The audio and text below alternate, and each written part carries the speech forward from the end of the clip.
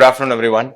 Thank you to IBN for inviting me. When I was young, I really didn't value the strength of community, right? I mean, we always felt the world is bigger. But I was always inspired by other communities which I've at least seen closely abroad, especially the Gujarati community or the Telugu community, kind of the bond they share, the strength they share. I was always taken aback, why isn't our community to that extent? But with time, only I realized we actually do a lot of impactful work, but we are just quiet and humbled in our approach. But as a community, we can be much more stronger and be much more vocal on the work we do. It's not like none of us do work lower than anybody else. Just that at times we got to speak in the right forums with the right level of voice. My only suggestion to the young community members is positioning is very important. Surrounding yourself with good people is important, and it's okay to say no and keep certain people away. Networking is as essential, but strategic and meaningful network is even more important. Life of an entrepreneur is not easy, right? Many don't actually support. Patience, persistence, appropriate course correction is very important for success. With that said, the next 10 minutes, I'll walk you through what we have created together and tell you what we do at Athulya. We'll play a quick video, then I'll get started.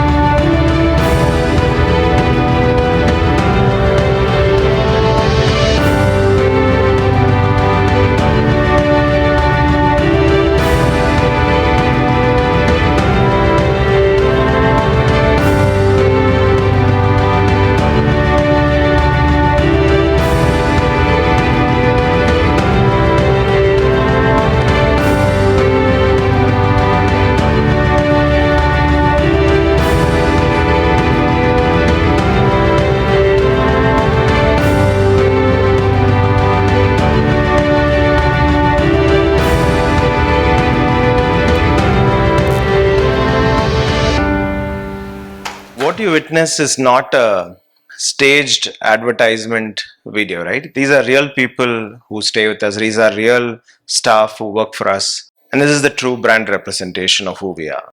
Just a quick introduction. I'm Dr. Karthik. I'm a medical doctor trained in geriatrics. After studying medicine in Chennai, Ramchandra, I moved to the US for 8 years. I studied healthcare administration and health policy as a major. I worked there, understood really what a developed country can look at healthcare modeling, right? I mean, typically we see clinics, we see hospitals, but there's so much work to be done between outpatient, home, and hospitals. Right? There's so much gap in between that we realized during COVID, where hospitals were flooded, we really didn't know where to go. Is there a middle ground? Where do I recover? Where can my older parents who are alone at home can be? So it always remains a question which remained unanswered in my mind while I was in the US. So 2016 and 2017, I relocated back because of a personal reason which inspired me to start Athulya, right?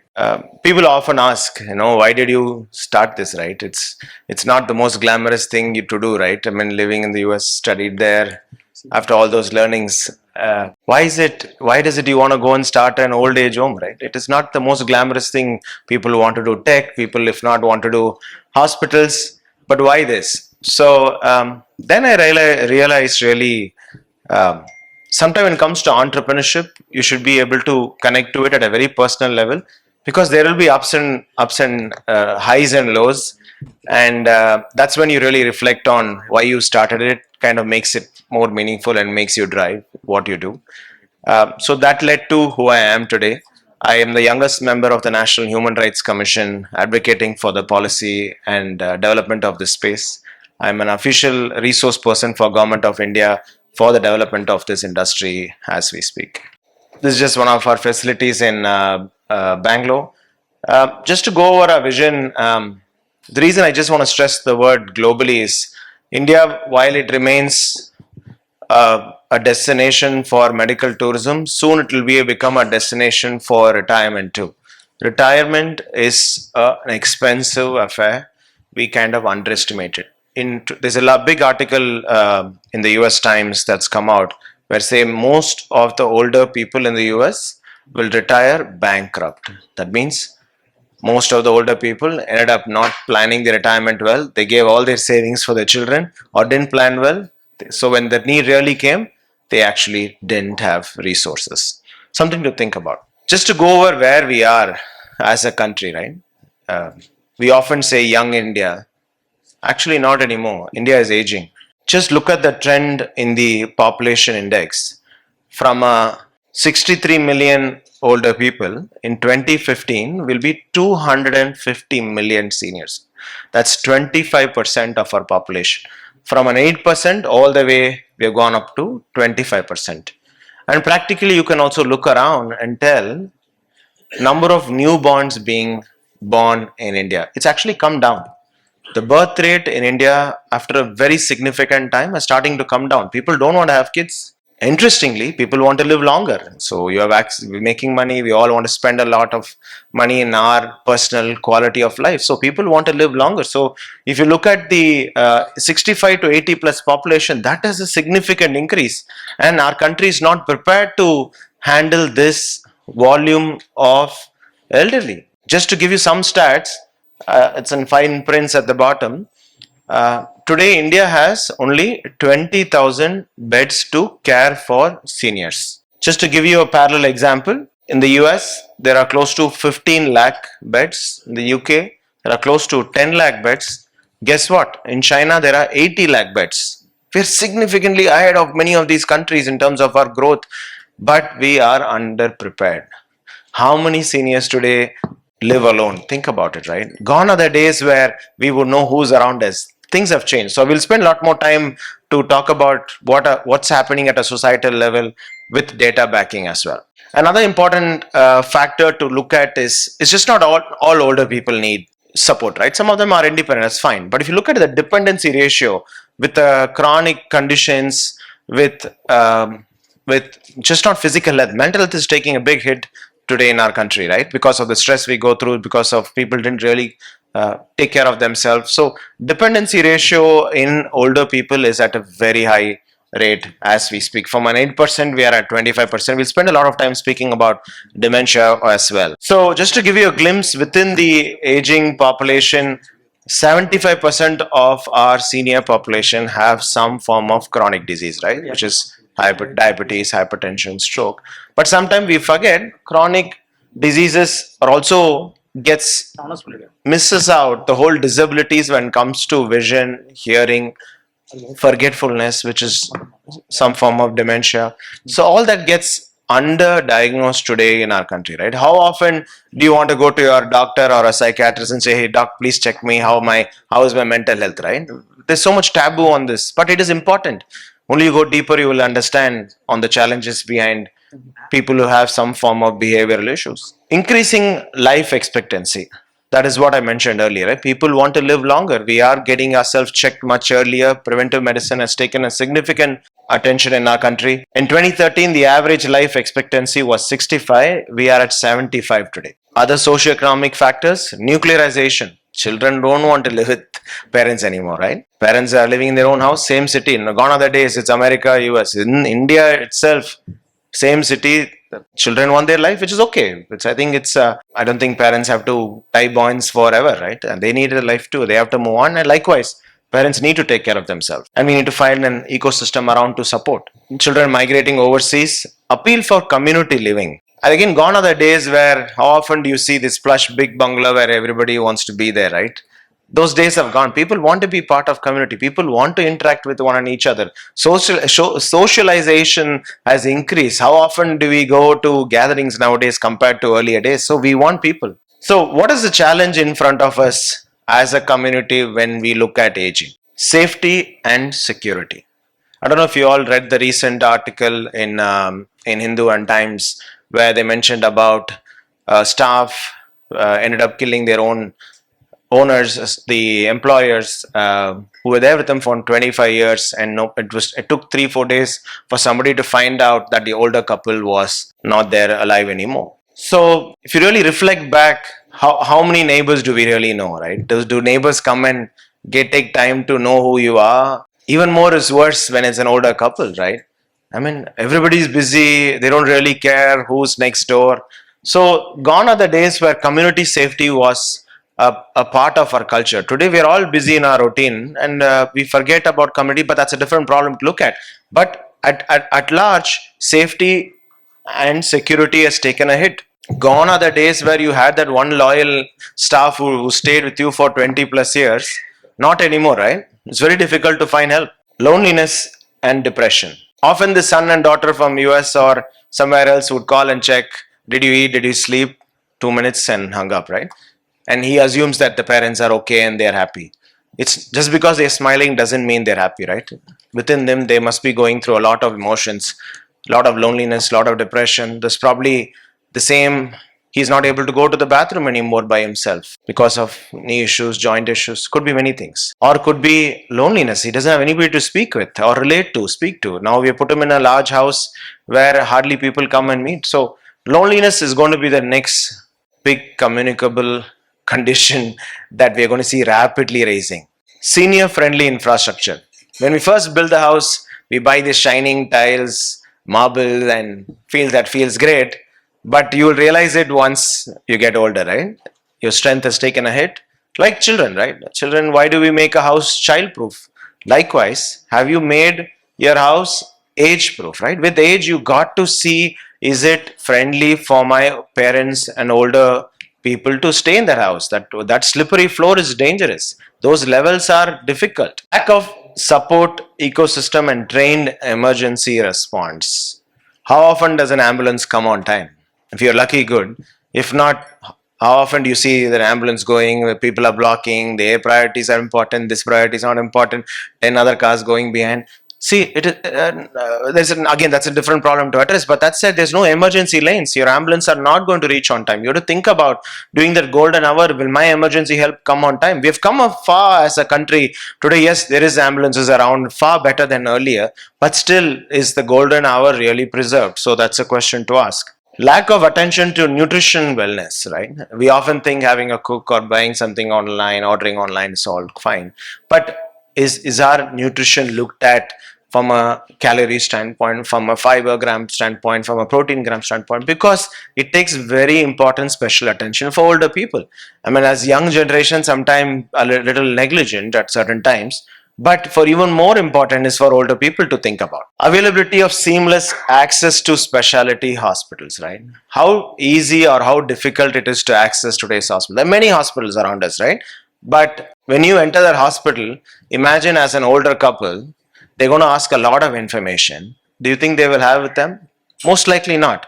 So what the hospital is going to do? Run a whole bunch of tests again because they need information to take care. Not to say that they've done something wrong, but the hospital didn't have the sufficient information to receive that older person, take care of them appropriately. They need information to act on it. So it becomes very challenging in today's world for older people to access hospitals, right? Especially when past medical records and current situation to explain.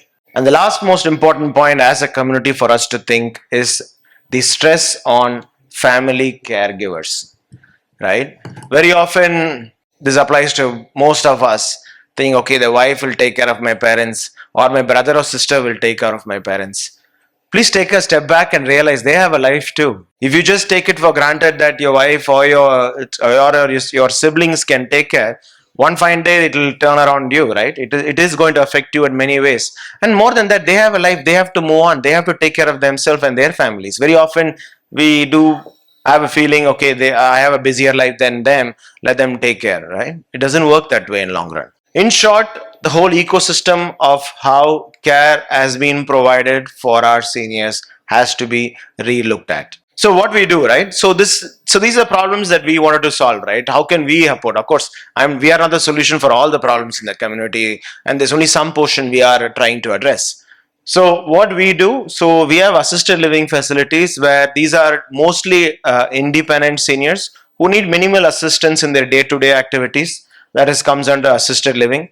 We also do recovery stay and transition care where we post hospital, let's say senior had a knee replacement or any form of a surgery or any form of a hospital encounter, it's not going to be easy to take them back home and right away just ask them to recover by themselves. They require hand holding. It could be some catheter, it could be a wound that requires care, it could be mobility assistance. So that comes under recovery and transition care.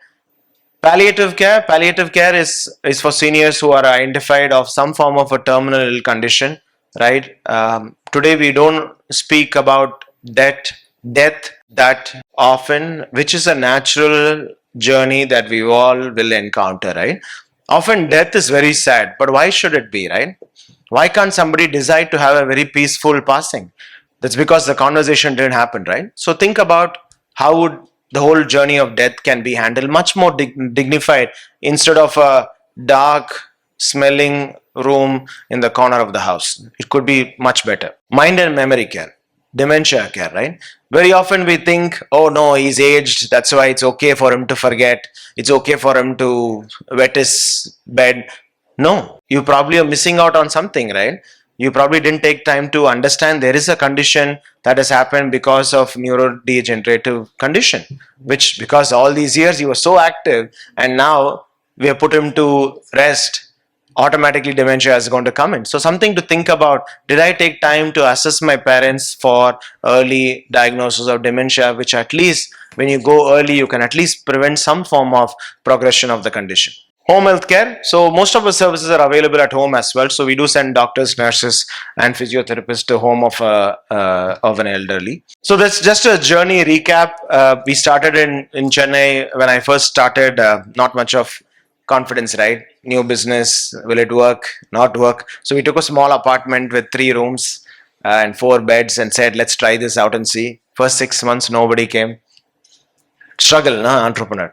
So then after 6 months, the first customer came. Was a daughter who lives in Singapore who said, no, we're traveling every year. Suddenly my mom doesn't answer the phone. I'm worried. I'm literally spending a lot of money on travel. Work doesn't give me off that easily. We all can relate to it, right? Doesn't matter abroad or locally. So that was our first customer who still stays with us, and we are proud about it. So from that one facility today, we are at with 3 beds. Today we have grown to close to 1,000. Of course, the slide is changed every month. So today we are at 1,350 beds that we are the largest operator in India in the space of senior care, out of which another 1,000 beds are at various stages of project. We are currently operational in 5 cities in Chennai. In Tamil Nadu, we are in Chennai and Coimbatore. In Kerala, we are in Cochin. In Karnataka, we are in 2 facilities in Bangalore, near Electronic City, and 1 in Whitefield. And we have 2 more coming up in Bangalore. We are also in Telangana and Hyderabad. We are looking at Vizag, Pune, and Mumbai as we speak. Just a glimpse of our facilities.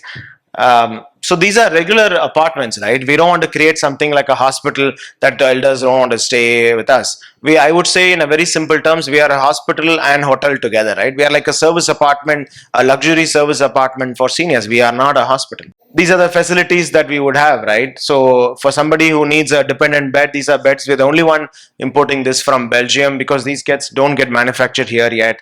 The sector is evolving as we speak. I mean, you don't want to have a hospital bed inside a room, right? Half your life will go seeing that bed.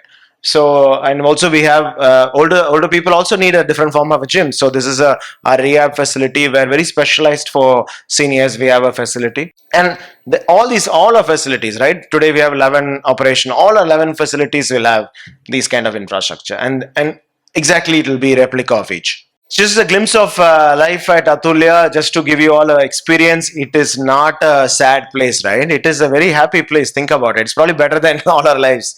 So, how often you all wake up and think, did the cook come? Did the housekeeping come? That's the last of their worry, right? So, it's all about what activity is there for me today, and am I gotten stronger than earlier?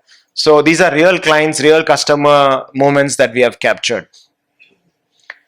To go over some of the key accreditations, I think that's important as an entrepreneur, any businessman, right? How do I differentiate myself from the rest of the competitors? When we first started, there were only five. When the industry body was formed in 2017, when we first started, there were only five operators between Delhi, Pune, Bangalore, Chennai, and one in Kerala, right? Today, we are close to 150 operators in this space, and the space has evolved significantly. So, some of the differentiation we continuously have to have an edge is our quality standards and the accreditations that back us up. So some of the accreditations that we have in place is the NABH, which is the National Accreditation Board for Healthcare Providers. You may have seen this for hospitals, but we are the first to get it for the senior care business. And also we are accredited by the Healthcare Sector Skill Council, which I'll spend some time on, which is the skilling aspect of it. So people, right? Often as business owners, we often feel, hey, I didn't get that staff, it's difficult. Yes, it is difficult, but how much effort did we all take to understand what the new younger working force requires, right? It is difficult. They believe that certain course will give them a well-paid job, but often it fails. So they're also hesitant on that, and hence they hop around because hope the next guy will give them X rupees more. That's their ambition, that's their aspiration. You cannot stop it. And we have to go into a mindset, gone are the days where that employee will be there for 20 plus years. No. An average employee, if he stays more than a year or two, good, he has to progress. Either you give him an opportunity to grow, or he will move on. So you just have to be prepared for that. So we have our own skilling academy where we sponsor and train close to 2,250 younger women who are from different parts of Tamil Nadu and Karnataka. It's a fully sponsored program by us where we sponsor their food, their accommodation, their training. We give them the jobs. When they come into our program, there is a conditional offer on the table. That means that when they join the course, their job is secured. But of course, they have to pass it. But that's the kind of skilling that we got to promise the next generation. Give them that security that they will land in a job if they learn. And some of the accreditations that we have received from Economics Times, Times of India, Great Place to Work. It's a certification that tells how we take care of our employees. And IFH is a US rating agency who has rated us among the top 50 companies in the country. And of course, the last is the NABH accreditation that we recently received. Yeah, that's it. That's his last slide. In honoring the old, we honor the path that we ourselves shall one walk. That's it from me. Thank you.